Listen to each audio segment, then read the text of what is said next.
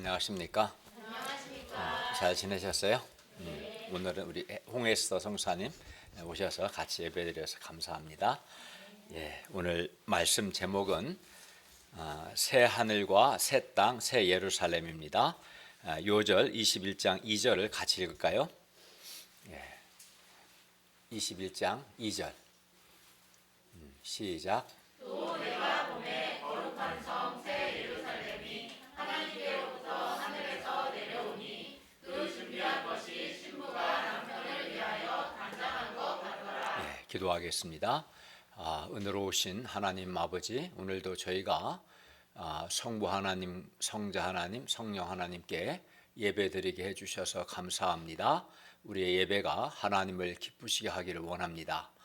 또 주께서 우리의 많은 허물과 죄를 예수님의 피로 용서해 주시고 하나님의 말씀으로 우리에게 은혜와 복을 주시기를 기도합니다. 우리가 주님의 은혜를 사모하는 마음으로 예배를 드리도록 도와주십시오. 예수님의 이름으로 기도하였습니다. 아멘.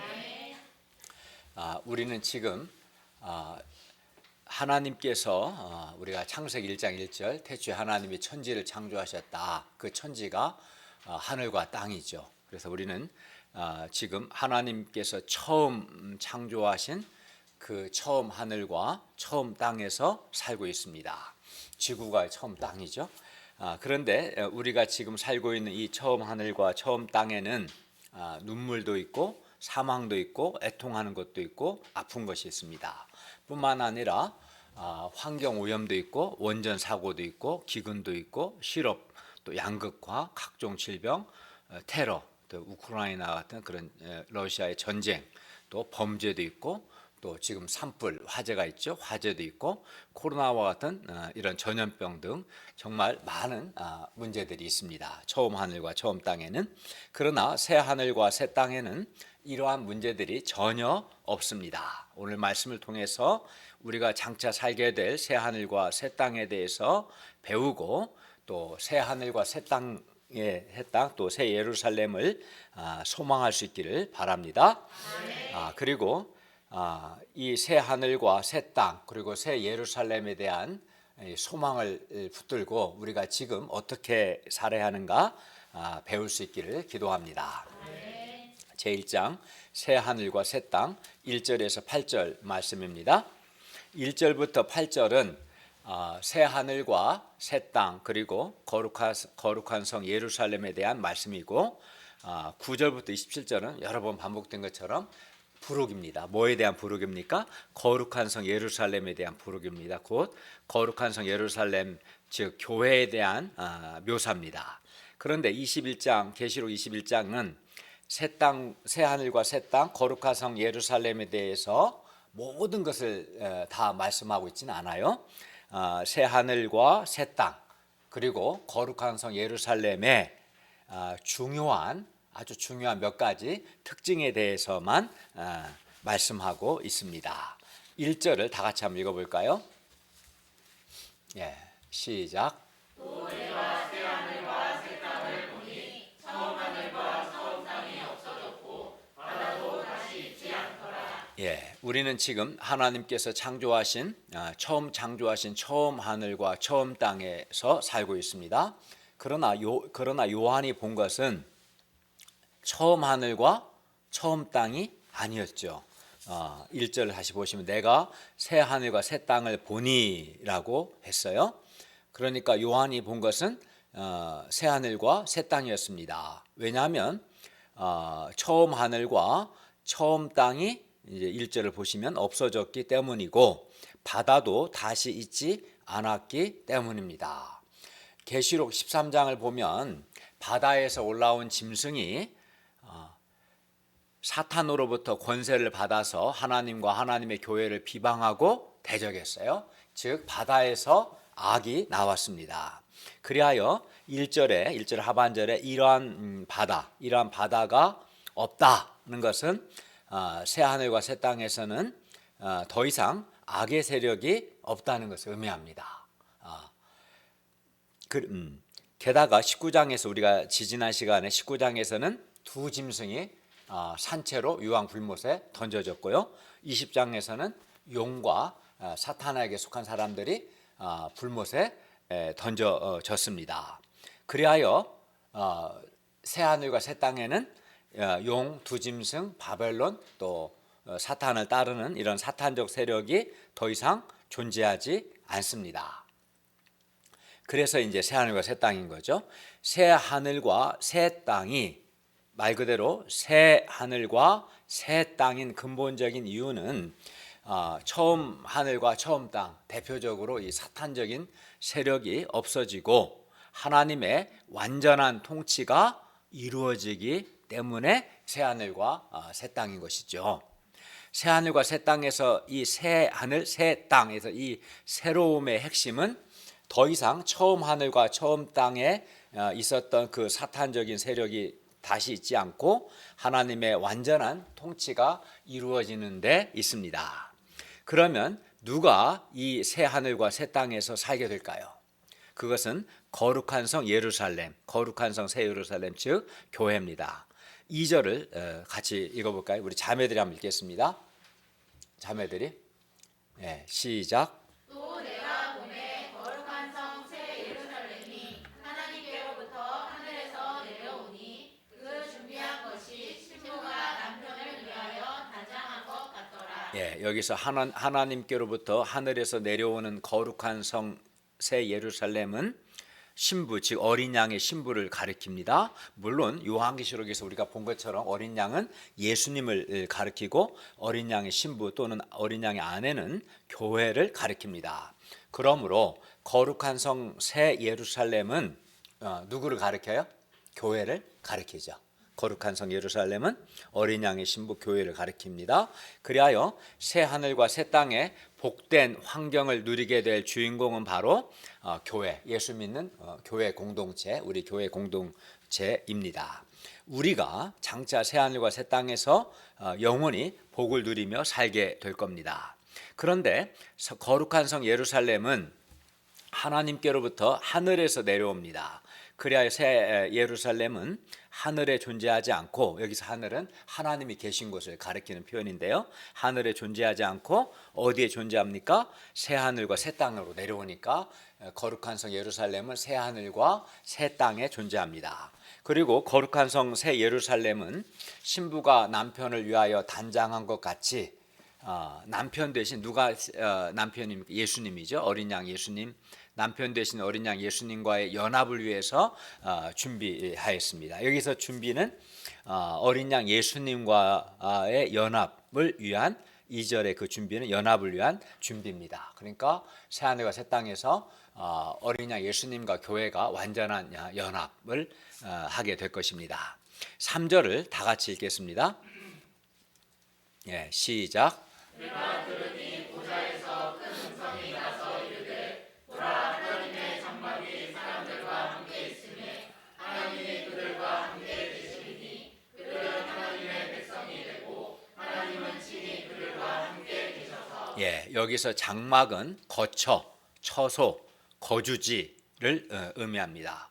그래서 하나님의 장막이 사람들과 함께 있다는 것은 하나님께서 사람들과 함께 거주하신다라는 뜻입니다. 새 하늘과 새 땅의 가장 큰 특징은 하나님께서 사람들과 함께 계신다라는 겁니다.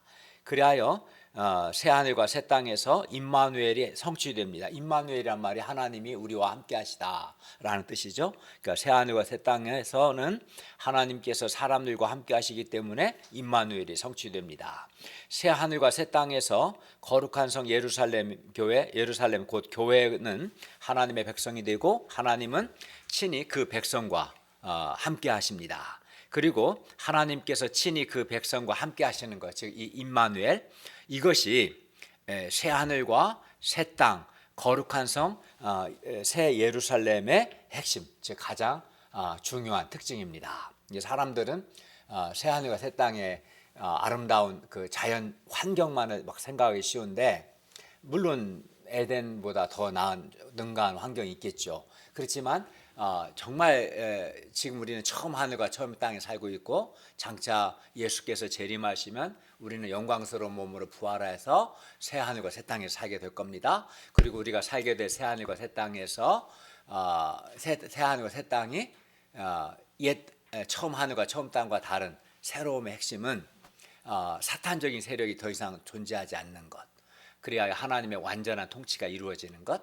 하나님께서 이제 새 하늘과 새 땅으로 직접 오셔서 교회와 함께 하시는 것, 임마누엘이 성취되는 것, 이것이 새 하늘과 새 땅의 핵심입니다. 하나님께서는 본래 에덴 처음 하늘과 처음 땅, 하나님이 처음 창조하신 에덴 동산에서 우리가 창세기를 보면 아담과 하와와 함께 계셨어요. 하지만 인간의 죄 때문에 하나님의 함께 계심이 단절되었습니다. 즉 사람이 에덴에서 쫓겨났어요. 에덴에서 하나님 함께 하셨는데 하나님은 그 백성과 함께 다시 함께 하시기 위해서 이제 광야에서는 천막 그 성막을 짓게 하셨고요. 가나안 땅에서는 건물로 된 성전을 짓게 하셨습니다. 하나님이 그 백성과 함께 하시기 위해서. 그리하여 하나님께서는 성막과 성전에서 그 백성들과 함께 계셨습니다. 그러다가 하나님께서 우리와 함께 하시기 위하여 이제 육신을 입고 이 땅에 오셨는데 그분이 누굽니까? 예수님이시죠. 하나님께서는 에덴 동산에서부터 사람과 함께 계시고자 하셨어요. 사람을 창조하신 목적도 사람과 함께 하시기 위해서였던 겁니다. 사람과 함께 하시고 사람과 친밀한 교제를 하기 위해서였어요. 그래서 성막과 성전도 짓게 하셨던 것이고 사람과 함께 하시기 위해서 또 성자 하나님이신 예수님께서 친히 성육신 하신 거예요. 그것도 사람과 함께 하시기 위해서. 예수님께서 십자가에서 죽으시고 부활하시고 승천하신 후에는 성령님을 통해서 우리와 함께 하시겠다고 약속하셨고, 그리고 이 약속대로 지금 예수님을 믿는 사람 안에 누가 내주하셔요? 성령님이 내주하셔서 이 성령님 안에서 하나님이 우리와 함께하고 계십니다. 그러니까 하나님의 함께하심이 원래 창조 목적이었던 거예요, 사실은. 예. 그러나 처음 하늘과 처음 땅에서는 우리의 죄 때문에 하나님의 충만한 임재와 임마누엘, 즉 하나님의 함께하심의 은혜를 우리가 풍성하게 누리지는 못합니다. 물론 우리가 진실하게 죄를 회개하고 하나님의 통치를 받아서 우리가 성령 충만할 때는 하나님의 임재, 하나님의 함께하심, 하나님의 그 함께하심의 은혜와 행복을 누리게 됩니다. 그러나 우리가 늘 성령 충만한 것은 아니죠.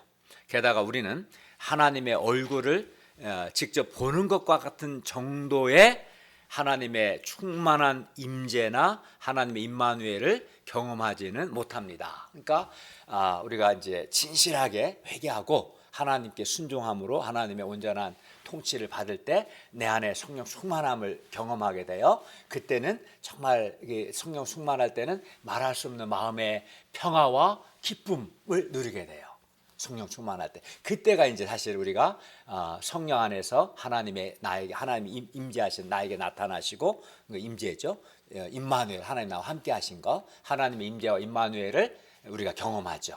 그렇지만 하나님을 직접 보는 것만큼의 친밀한, 그 정도의 친밀한 임재와 임마누엘을 우리가 이 땅에서 누리지는 못합니다. 그러나 새 하늘과 새 땅에서는 하나님의 장막이 사람들과 함께 있음에 하나님께서 친히 교회와 함께 하십니다. 새 하늘과 새 땅에서는 교회는 하나님의 얼굴을 직접 보는 것처럼, 우리가 서로 이렇게 보는 것처럼 그만큼 하나님과 친밀한 교제를 하게 돼요. 새 하늘, 그게 이제 다른 점이죠.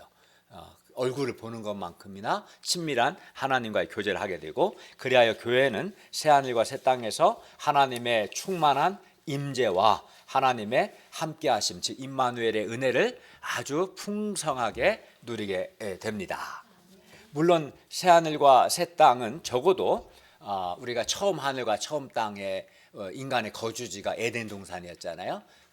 그래서 새 하늘과 새 땅은 적어도 에덴 같거나 에덴을 능가하는 완벽한 환경일 겁니다. 에덴에 먹거리가 많았잖아요. 각종 과일도 많았는데 그러니까 새하늘과 새 땅에는 에덴과 같거나 에덴을 능가할 것이기 때문에 먹거리도 아주 풍성할 것입니다. 그러나 새하늘과 새 땅이 좋은 것은 단지 이런 좋은 환경 때문만은 아닙니다. 새하늘과 새 땅에서는 처음 하늘과 처음 땅이 다시 있지 않고, 즉 여기 다시 있지 않다는 것은 사탄적인 세력이 다시 있지 않다는 뜻이고, 그 결과 하나님의 완전한 통치가 이루어지기 때문이고, 우리가 하나님의 충만한 임재, 얼굴을 보는 것과 같은 그런 친밀한 하나님과의 교제의 은혜를 풍성하게 누리기 때문에 그래서 새하늘과 새 땅인 겁니다. 하나님께서 친히 우리와 함께 하심으로 우리가 하나님의 충만한 임재와 임마누엘을 경험할 수 있기 때문에 새하늘과 새 땅이 최고로 복된 것입니다. 그러니까 환경만 완벽한 게 아니라 하나님의 완전한 통치가 이루어지고 하나님의 완전한 임재와 하나님의 완전한 함께 하심의 은혜와 복을 우리가 누리게 되기 때문에 최고로 복된 것이 새하늘과 새 땅이죠. 행복은 좋은 환경에 있는 것이 아니라 하나님의 완전한 통치를 받고 하나님의 임재와 하나님의 함께하심을 누리는 데 있습니다. 만약에 막 50평 아파트에 살아요. 근데 부부간에 불화하거나 부모 자식 간에 불화한다면 그 50평 아파트에 살고 또 이렇게 명품 옷을 입고 또 아니면 외제차를 타고 그게 행복할까요? 아무리 좋은 환경이라도 사람 사이에 불화한다면, 또 하나님과 불화해서 하나님의 진노를 경험하고 하나님 주시는 참된 평화나 은혜와 기쁨을 누리지 못한다면 그건 아무 의미가 없잖아요. 그러니까 환경도 물론 중요하겠지만, 환경도 필요하지만 더 중요한 것은 하나님의 완전한 통치, 하나님의 충만한 임재, 하나님의 함께하심을 내가 누릴 때, 그래야 내 마음에 말할 수 없는 평화와 기쁨을 누릴 때, 그때 이제 행복한 거죠. 근데 그것이 어디서 이루어져요? 새하늘과 새 땅에서 완벽하게 성취될 겁니다. 그러므로 우리가 새하늘과 새 땅에서 하나님의 완전한 통치와 하나님의 임재, 하나님의 함께하심의 이런 완전한 성취를 소망하며 살 수 있기를 기도합니다. 그러니까 우리가 가져야 할 근본적인 궁극적인 참된 소망은 새하늘과 새 땅일 겁니다. 이 상을 통해 볼 때 새하늘과 새 땅이 새하늘과 새 땅인 이유는 첫째는 처음 하늘과 처음 땅이 없어지고 그 결과 하나님의 완전한 통치가 이루어지기 때문에 새하늘과 새 땅인 것이고요. 둘째는 무엇보다 하나님께서 자기 백성과 함께 하시는 것, 곧 하나님의 임재와 하나님의 임마누엘의 완전한 성취 때문에 새하늘과 새 땅입니다. 그런데 4절은 새하늘과 새 땅에서 처음 하늘과 처음 땅이 없어졌음을 또 강조해요. 새하늘과 새 땅에서는 처음 하늘과 처음 땅, 지금 우리가 살고 있는 게 처음 하늘과 처음 땅이죠. 이 처음 하늘과 처음 땅에 있었던 것들이 더 이상 존재하지 않습니다. 우리가 지금 살고 있는 처음 하늘과 처음 땅에는 사망도 있고 애통함도 있고 슬픔도 있고 눈물도 있고 아픈 것도 있고 고통도 있습니다. 물론 코로나도 있습니다. 죽음은 고통스럽습니다. 왜냐하면은 죽음은 사랑하는 사람과 헤어지게 되기 때문입니다. 죽음은 굉장한 상실감과 슬픔을 주죠. 그러나 새하늘과 새 땅에는 이러한 것들이 있어요, 없어요? 전혀 없습니다. 4절을 우리 다 같이 한번 읽어볼까요? 4절 시작. 모든 눈물을 그 눈에서 닦아주시니 다시는 사망이 없고 애통하는 것이나 욱하는 것이나 아픈 것이 다시 있지 아니하리니 처음 것들이 다 지나갔으리라. 예, 여기서 모든 눈물이라고 한 것을 보면 눈물을 흘리는 이유가 여러 가지이기 때문에 그렇습니다. 예를 들어 사랑하는 사람의 죽음 때문에 눈물을 흘릴 수도 있고, 질병 때문에 눈물을 흘릴 수도 있고, 실패와 절망 때문에 눈물을 흘릴 수도 있고, 사람에게 상처를 받아 눈물을 흘릴 수도 있고, 이외에도 여러 가지 이유로 눈물을 흘립니다. 그래서 모든 눈물이라 한 거죠.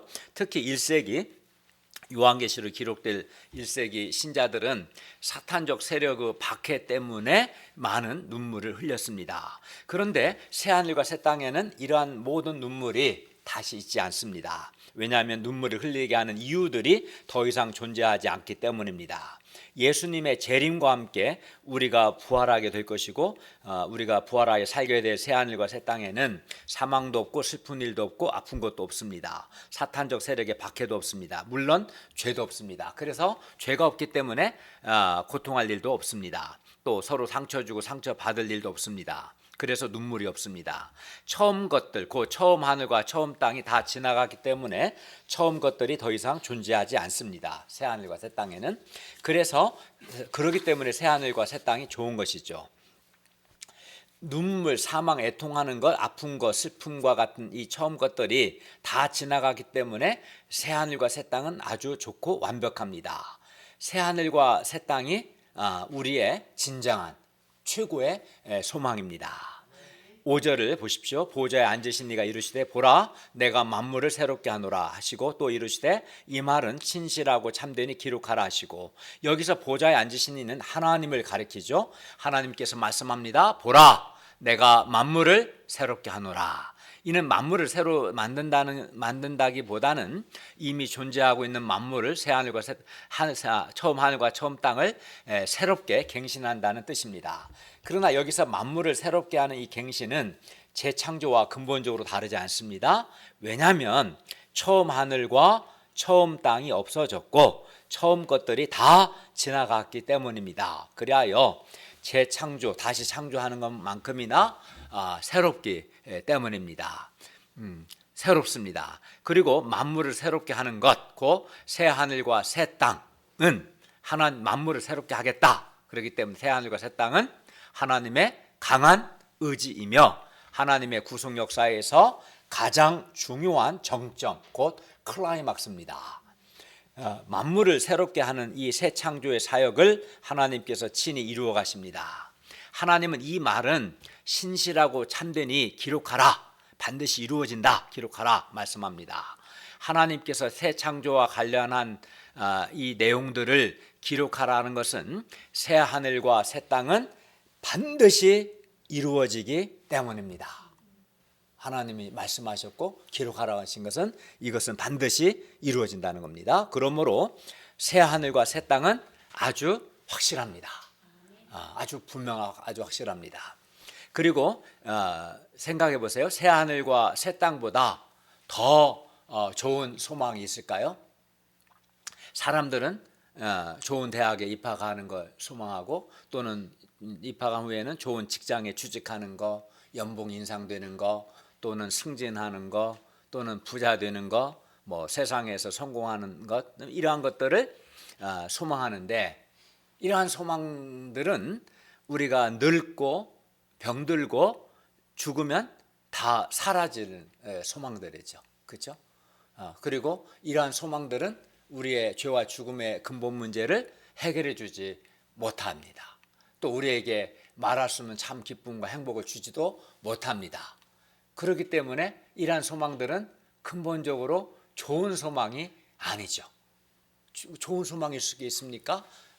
그렇지 않죠. 없어질 소망이고 근본 문제도 해결해 주지 못하고 참 기쁨과 평안도 주지 못하기 때문에 이런 소망들은 뭐 소망이긴 하지라도 정말 최고의 진정한 소망이 되지 않습니다. 못하죠. 반면 새 하늘과 새 땅은 우리가 본 것처럼 최고의 가장 좋은 소망입니다. 왜냐하면은 우리가 예수께서 재림하실 때 우리 몸이 강하고 영광스럽고 신령한 몸으로 부활하게 되고 새 하늘과 새 땅에 사는데 새 하늘과 새 땅은 에덴과 같은 에덴을 능가하는 완벽한 환경에다가 처음 하늘과 처음 땅에 그런 죄를 포함하여 사탄적 세력이 다 없어지고 하나님의 완전한 통치, 하나님의 완전한 임재, 하나님의 임마누엘이 성취되기 때문에 그래서 우리는 그 하나님과 함께 친밀한 교제 안에서 완전한 기쁨과 평화를 누리기 때문에 행복을 누리기 때문에 새 하늘과 새 땅이 우리가 바라야 할 최고의 진정한 소망입니다. 예, 우리는 새 하늘과 새 땅이라는 이런 가장 확실하고 가장 좋은 소망을 가진 사람들입니다. 이런 확신을 가져야 합니다. 이런 확신을. 소망이 있다는. 근데 주께서 나에게 주신 소망이 가장 좋은 소망이고 최고의 소망이고 주께서 기루하라고 하실 만큼 반드시 이루어지기 때문에 확실한 소망이라는 확신을 갖고 살아야 하는 거죠.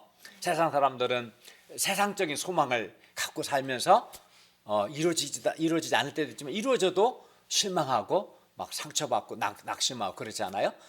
아무리 세상 소망이 이루어지면 뭡니까? 늙고 병들고 죽고 그걸 막을 수는 없거든요. 그 세상 소망이 이루어진다 해서 그러면은 큰 아파트에 살면 행복할까요? 그렇지 않죠. 전혀 그렇지 않습니다. 전혀 그렇지 않습니다. 그러니까 세상 소망은 진짜 소망이 될 수 없죠. 그러나 우리에게는 새하늘과 새 땅이라는 가장 좋은 소망을 하나님이 우리에게 주셨고 약속하셨고 이 소망은 확실히 이루어질 겁니다. 이 소망이 있는 사람은 마음에 기쁨이 있고 이 소망에 확신을 하는 사람은 세상 소망에 불허하거나 그렇지 않습니다. 나에게 더 좋은 소망이 있기 때문에 더 좋은 소망에 대한 확신만이 거짓 소망에 대한 그런 것을 극복할 수 있습니다. 근데 하나님은 우리에게 새하늘과 새 땅이라는 가장 확실하고 가장 좋은 소망을 주신 것을 감사합니다. 우리가 이런 확신을 가지고 살 수 있기를 바랍니다. 아무 소망도 없는 사람처럼 살지 마세요. 하나님은 우리에게 몸의 영광스러운 부활과 새하늘과 새 땅이란 가장 좋은 최고의 진정한 소망을 주셨습니다. 이걸 기억하시고 이 소망을 주신 주님께 감사할 수 있기를 바랍니다. 예. 6절을 보십시오. 또 내게 말씀하시되 이루었도다 나는 알파와 오메가요 처음과 마지막이라 내가 생명수 샘물을 목마른 자에게 값없이 주리라. 여기서 이루었도다는 것은 하나님의 구속 계획이 완성되었음을 의미합니다. 모든 사탄적 세력이 불못에 던져졌고요. 19, 20장에서 교회는 새하늘과 새 땅에서 하나님의 충만한 임재와 임마누엘의 은혜와 복을 누리게 되기 때문에 구속 역사와 관련하여 하나님의 모든 계획이 다 완성되었습니다. 알파와 오메가는 헬라어 알파벳 첫 글자와 끝 글자를 가리킵니다. 그러니까 시작과 끝이라는 뜻입니다. 그래야 하나님께서 나는 알파와 오메가요 처음과 마지막이라는 것은 하나님은 역사를 시작하셨을 뿐만 아니라 또한 완성하시는 역사의 주관자라는 뜻이고요. 또 그리고 하나님은 생명수 샘물 그 생명의 물의 샘으로부터 생명의 물을 목마른 자에게 값없이 주십니다. 여기서 물은 구원을 상징합니다. 그러므로 생명의 물은 생명의 물의 샘으로부터 지속적으로 제공되고 유지되는 구원의 풍성한 은혜를 가리킵니다. 그래야 하나님께서는 새하늘과 새 땅에서 하나님의 교회에게 값없이 그것도 지속적으로 구원의 풍성한 은혜를 공급해 주십니다.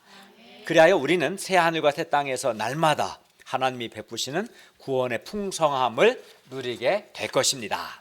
그러므로 우리가 가장 좋은 소망인 이 새하늘과 새 땅에 대한 소망을 붙들고 살 수 있기를 기도합니다. 사람이 물어보면 우리 주화자매님한테 너 소망이 있어? 그럼 뭐라고 해야 돼요? 나는 새하늘과 새 땅에 대한 소망이 있습니다. 이렇게 대답할 수 있기를 바랍니다.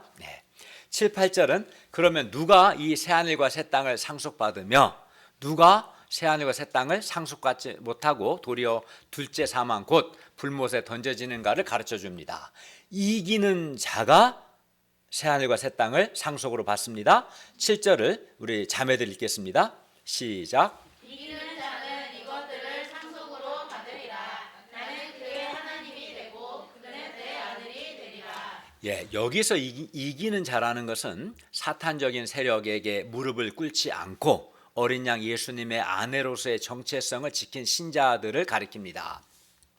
사탄과 두 짐승에게 절하지 않고 또 짐승의 표를 받지 않는 신자들, 바벨론의 박해나 유혹에도 불구하고 음행 곧 우상 숭배에 가담하지 않고 예수님께 대한 믿음과 사랑과 충성을 끝까지 지킨 사람들이 바로 이긴 자들입니다. 그리고 이렇게 이기는 자들이 새하늘과 새 땅을 상속으로 받습니다.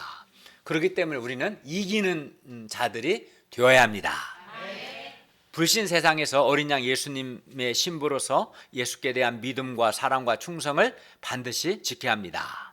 그러면 새하늘과 새 땅을 상속으로 받지 못하고 도리어 둘째 사망 곧 불못에 던져지는 자들은 누구일까요? 그 이름이 생명책에 기록되지 못한 불신자들입니다. 8절은 불신자들을 가리키는 다양한 표현들입니다. 8절을 우리 형제들이 읽겠습니다. 시작. 그러나 두려워하는 자들과 믿지 아니하는 자들과 흉악한 자들과 살인자들과 음행하는 자들과 정술가들과 우상 숭배자들과 거짓말하는 모든 자들은 불과 유황으로 타는 곳에 던져지리니 이것이 둘째 사망이라. 예, 두려워하는 자들은 무엇을 두려워할까요? 예수님을 믿는 믿음의 길을 갈 때 뒤따르는 희생을 두려워하는 것을 말합니다. 그리고 두려움에 빠지면 당연히 믿음의 길을 포기하겠죠. 그리고 박해나 불이익이 두려워서 믿음의 길을 포기하면 흉악한 자들과 다를 바가 없게 됩니다. 살인자나 음행하는 자나 우상 숭배자들과 같은 삶을 살게 됩니다. 주님 앞에서 거짓말을 하게 됩니다. 여기서 거짓말은 신자로서 자기 정체성을 제대로 밝히지 못하는 것을 의미합니다. 그리고 이러한 사람들은 새하늘과 새 땅에서 살지 못합니다. 그러면 이들은 어디로 갑니까? 불과 유황으로 타는 불못에 던져집니다. 그리고 이것이 둘째 사망 곧 영원한 형벌입니다. 제2장 거룩한 성 새 예루살렘 9절에서 27절 말씀입니다. 9절에서 27절은 거룩한 성 예루살렘에 관한 내용입니다. 우리는 이 부분을 문자적으로 이해하면 안 되고 요한계시록의 다른 본문과 마찬가지로 이 부분도 상징적으로 이해해야 합니다. 그리하여 21장 10절에서 27절은 새 예루살렘이라는 도시의 건축적인 요소와 또 종말에 회복하게 될 새 예루살렘 안에서 일어날 일에 대한 구약의 말씀, 그러니까 건축적인 요소와 구약 말씀을 배경으로 예수님의 신부 그 교회가 종말에 어떠한 복을 누리게 되는가를 묘사하는 내용입니다. 그러니까 상징으로 그냥 막연한 상징은 아니고 예루살렘이라는 도시의 건축적인 요소와 구약 성경을 배경으로 상징적으로 교회에 대해서 말씀하는 거죠.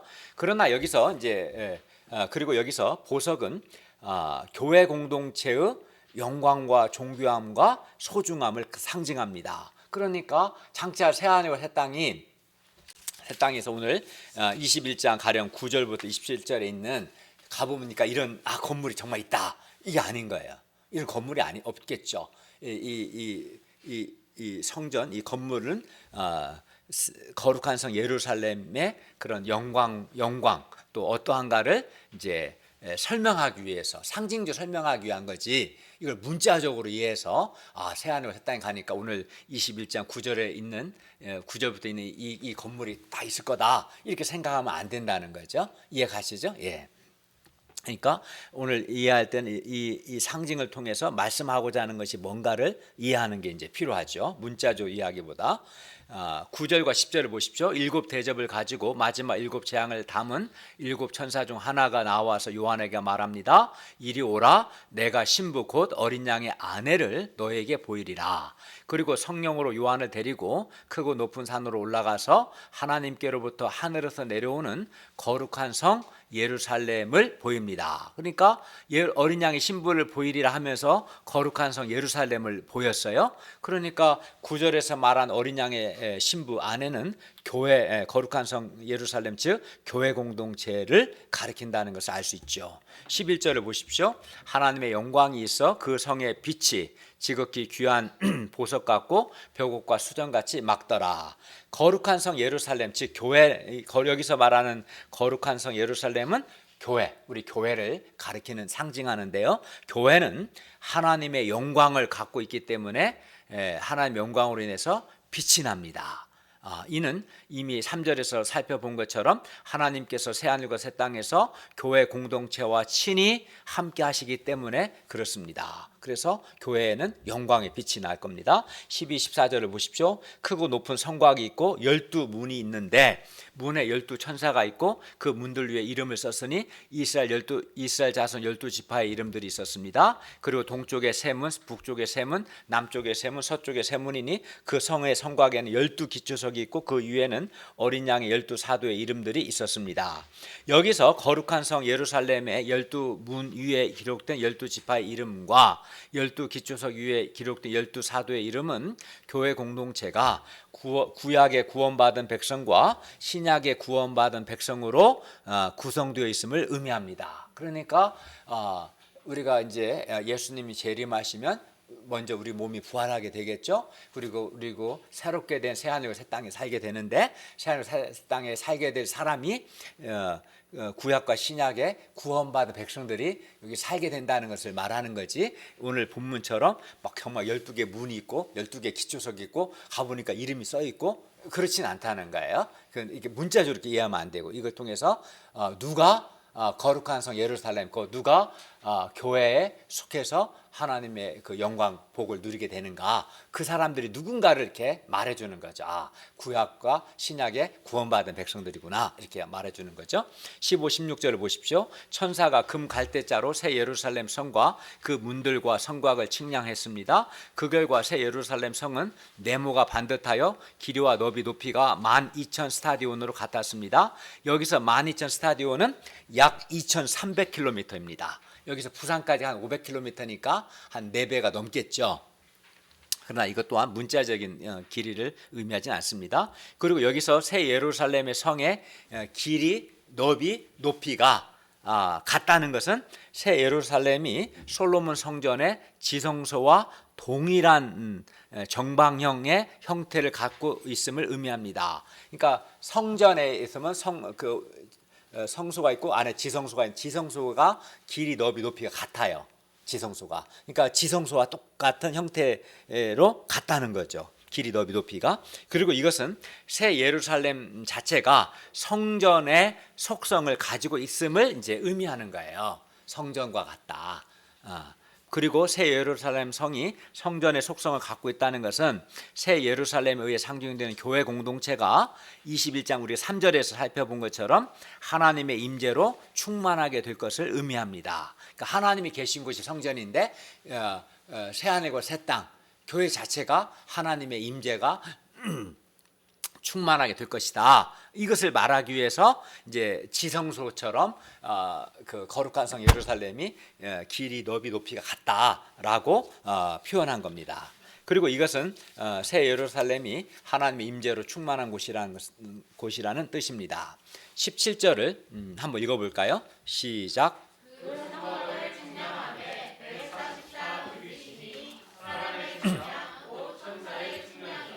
여기서 성곽이 144규빗이라는 것은 12 곱하기 12가 144죠. 그러니까 이게 딱딱 떨어지죠. 150, 160 이런 숫자는 나올 수 없어요. 성경에서 그런 숫자는 의미가 없거든요. 12, 12지파, 12사도 그게 의미가 있기 때문에 그래서 144규빗은 12 곱하기 12, 즉 구약의 교회와 그 성취로서 신약의 교회가 하나가 되어 하나님의 백성을 이루고 있다. 이것을 이제 말하기 위해서 성곽을 측량하니까 144규빗이다 라고 이렇게 표현한 거지. 진짜 문자적으로 성곽이 있고 막 그 144규빗이다 그렇다는 것은 아닌 거예요. 상징적인 표현인 거죠. 18절에서 21절은 새 예루살렘 성의 성곽과 성과 성곽의 기초석 12문이 각종 보석과 진주로 되어 있음을 가르쳐 줍니다. 그리고 이러한 보석들은 교회 공동체의 영광, 순결, 아름다움, 소중함을 상징합니다. 그러니까 새하늘 새 땅에서 우리 교회는 아주 영광스럽게 될 것이다. 이거를 말씀해 주기 위해서 보석으로 상징한 거죠. 22, 27절은 새 예루살렘의 내부 모습입니다. 22절을 보십시오. 새 예루살렘 성 안에 건물 성전이 없었습니다. 왜냐하면 주 하나님 곧 전능하신 이와 및 어린 양이 그 성전이 되시기 때문에 그렇습니다. 그래서 이제 건물 성전이 필요하지 않죠. 하나님이 직접 계시기 때문에 그렇습니다. 그리하여 새하늘과 새 땅에서 교회 공동체는 하나님과 예수님의 충만한 임재를 경험하게 됩니다. 23절을 보십시오. 새 예루살렘은 성은 해나 달의 비침이 쓸데없습니다. 왜냐하면 하나님의 영광이 비치고 어린 양이 그 등불이 되시기 때문입니다. 그만큼 그러니까 정말 문자적으로 해와 달이 있는지 없는지는 몰라요. 여기서 말하고자 하는 핵심은 그만큼 교회는 영광스럽게 될 것이다. 빛날 것이다.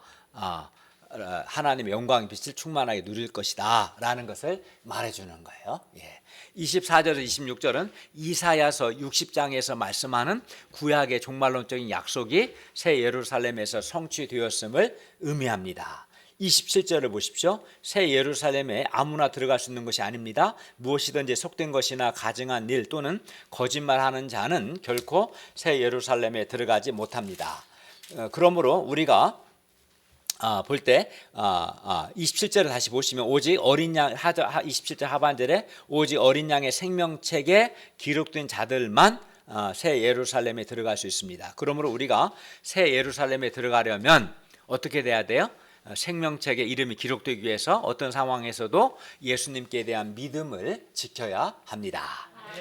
결론입니다. 이 상을 통해 우리는 새 하늘과 새 땅 그리고 새 예루살렘에 대해서 배웠습니다. 새 하늘과 새 땅은 우리가 1절 4절에서 본 것처럼 눈물이나 사망이나 애통함이나 슬픔이나 아픔과 같은 것이 전혀 없고 어떤 악의 세력도 없기 때문에 매우 좋고 최고입니다. 그리고 6절에서 본 것처럼 새하늘과 새 땅에서 교회는 하나님이 주시는 구원의 풍성함을 날마다 누리기 때문에 좋습니다. 또 새하늘과 새 땅은 우리가 3절, 16절, 22절을 살펴본 것처럼 새하늘과 새 땅이 좋은 것은 무엇보다 물론 완벽한 환경도 있겠지만 하나님께서 교회와 친히 함께 하시기 때문입니다. 즉 임마누엘이 성취되기 때문입니다. 하나님의 충만한 임재와 임마누엘의 은혜를 풍성하게 누리게 됩니다. 그렇기 때문에 새하늘과 새 땅이 우리의 진정한 소망이고 교회는 새하늘과 새 땅에서 영광스럽고 존귀하게 될 것입니다. 또 하나님의 그런 임재와 임마누엘을 통해서 하나님 주시는 온전한 기쁨, 은혜, 행복을 누리게 될 것이고 그렇기 때문에 완전한 행복을 누리게 될 겁니다. 그러므로 우리는 이렇게 새하늘과 새 땅에 대한 소망을 가진 우리는 지금 어떻게 살아야 할까요? 세 가지를 볼 수 있는데 첫째는 우리는 새하늘과 새 땅과 새 예루살렘에 대한 소망 가운데 사탄적인 세력을 두려워하거나 타협하지 않고 이기는 자가 되어야 합니다. 이기는 자가 새하늘과 새 땅 거룩한 성 예루살렘을 상속받는다 했으니까요. 그렇죠? 불이익이나 박해가 두려워서 믿음을 지키지 않는 자들 곧 사탄적인 세력을 두려워하는 자들은 둘째 사망 곧 불못에 던져지죠. 그러므로 우리는 믿음으로 살기 때문에 받게 되는 불이익이나 핍박을 두려워하지 말고 이기는 자가 되어야 합니다. 이기는 자 어떤 자가 이기는 자입니까? 어떤 상황에서도 예수님께 대한 믿음과 사랑과 충성을 지키는 자가 이기는 자입니다. 내가 좀 손해보기 싫고 불이익을 받는 거 싫고 박해나 고난받는 것을 싫어서 예수께 대한 믿음과 사랑과 충성을 버린다면 그 사람은 이기는 자입니까? 지는 자입니까? 지는 자죠. 이기는 자가 아니죠. 이기는 자는 것은 내가 손해를 보고 불이익을 받고 박해를 받고 오해를 받아도 예수님께 대한 믿음과 사랑과 충성을 끝까지 지키는 사람이 이기는 자고 이런 이기는 자가 새하늘과 새 땅과 거룩한 성 예루살렘을 상속받기 때문에 우리는 이기는 자가 되어야겠습니다. 둘째, 우리는 거룩한 교회와 거룩한 신자가 되어야 합니다. 2절은 교회를 가리켜 뭐라고 했습니까? 2절 다시 한번 볼까요? 2절에 뭐라고 되어 있어요? 교회를 가리켜서 내가 보매 거룩한 성 새 예루살렘이라고 했죠. 바벨론은 우리가 앞에서 17장 18장에서 본 것처럼 바벨론은 큰 음녀, 큰 성 바벨론이었어요. 바벨론을 부를 때는 큰 음녀 또는 큰 성 바벨론이라고 했습니다. 그러나 교회도 큰 성 예루살렘 또는 큰 능력 예루살렘 이렇게 하지 않습니다. 교회를 표현할 때는 항상 거룩한 성 새 예루살렘이라고 말합니다. 그러니까 교회의 특징은 거룩함에 있는 거죠. 그러므로 우리는 큰 교회, 큰 능력의 교회가 되려고 하지 말고 거룩한 교회가 되려고 해야 합니다. 많은 교회와 많은 신자들이 바벨론을 추구합니다. 즉 큰 능력을 추구해요. 근데 큰 능력은 바벨론의 속성이지 교회의 속성이 아닙니다. 교회의 속성은 큰 능력이 아니라 거룩함입니다.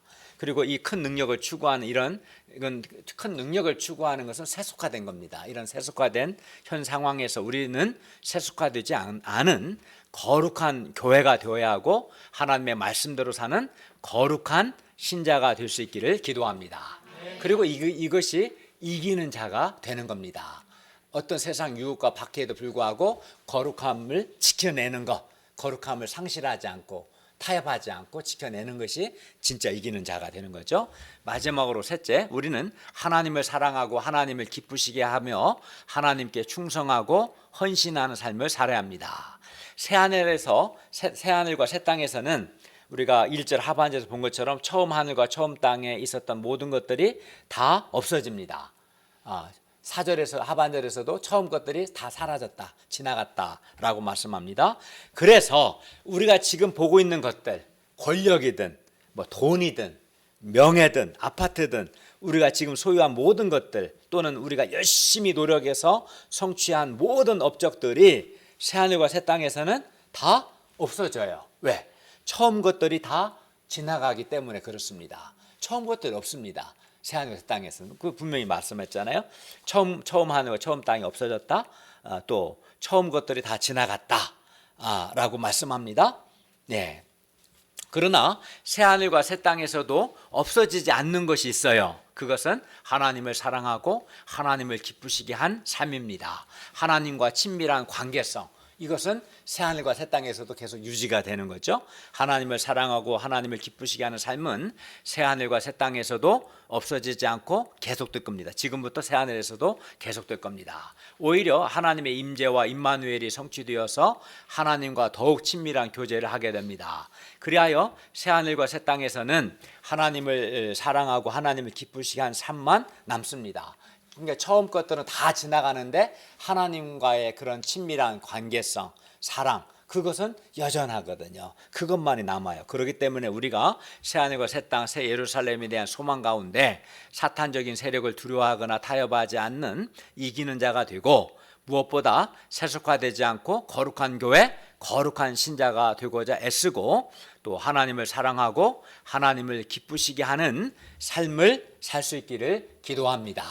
새하늘 새 땅에서 갔을 때 이 땅에서 내가 1등에 상 받았는데요. 그게 있겠어요, 없겠어요? 없어요. 전혀. 아파트도 다 놓고 가는 게 없어요. 근데 내가 주님을 사랑하고 주님을 기쁘시게 하고 주님께 충성한 삶, 주님과 나와의 그런 사랑의 관계성, 충성심, 친밀한 관계는 여전히 계속되는 거예요. 처음 하늘과 처음 땅에서부터 새하늘 새 땅까지 계속되는 거죠. 그것만이 영원한 가치가 있는 겁니다.